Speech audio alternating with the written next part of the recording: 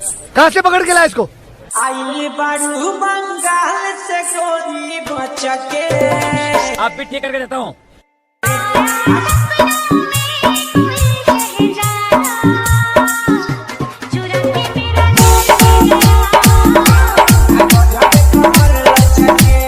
अरे जब भी ऊपर चढ़ता बंद क्यों कर देते हो? ये ढीले जरा डीजल डाल।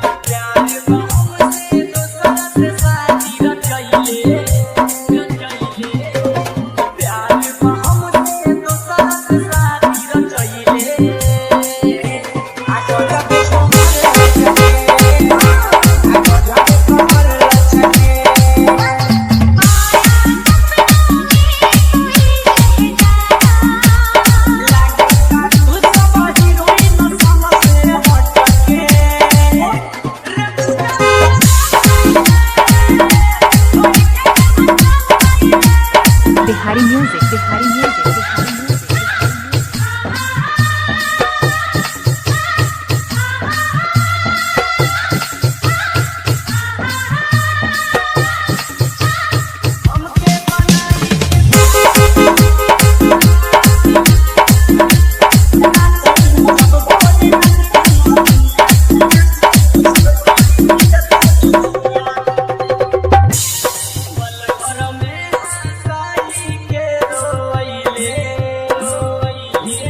वो दुल्हन बनकर रुखसत हो गई। वाह वाह वाह वाह वाह वाह। वो दुल्हन बनकर रुखसत हो गई। वाह वाह वाह।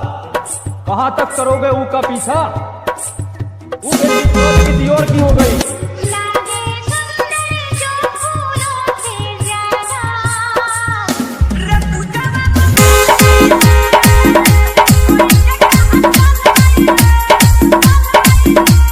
Bihari music, Bihari music.